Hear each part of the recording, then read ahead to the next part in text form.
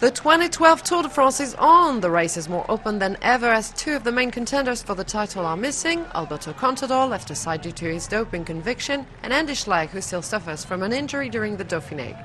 The Tour gets started with a prologue instead of a first stage. Since today's route, designed within the streets of Liege in Belgium, is less than 8 kilometers long, 6.4 kilometers to be accurate. The riders will go back and forth along the boulevards Avois and de la Sauvenière, a long-time finish line of the Liège-Bastogne-Liège Classic, with a loop by the Meuse River. This route fits strong cyclists. The first result to be accounted for seriously comes from Norway's Wesson Hagen, who, like Bradley Wiggins, rides for Sky Team. Wesson Hagen and Brett Daniel Lancaster from Australia within the same second with 7 minutes 24. The pace is set for the favourites. Yet this time will not last long. Francis Sylvain Chavanel of Omega Pharma Quickstep, who turns 32 today, soon makes his point. At the first split, 3.5 kilometers after the start, Chavanel rides faster than Wesson Hagen and finishes the loop 3 seconds ahead.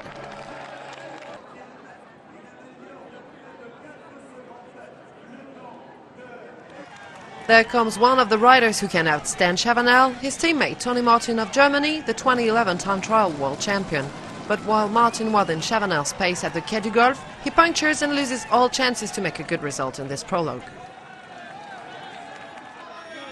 Highly expected, Britain's Bradley Wiggins, the leader of the Sky, is huge favourite to an overall victory in this 2012 Tour de France.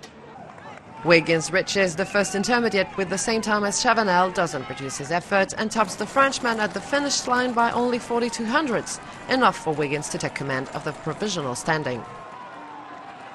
Switzerland's Fabian Cancellara is a high-profile time trier. He won here in Liège in 2004, the last stage of the Tour de France. The Radio Shack Nissan team leader knows he has no hope for a final victory and strikes hard the way he does best.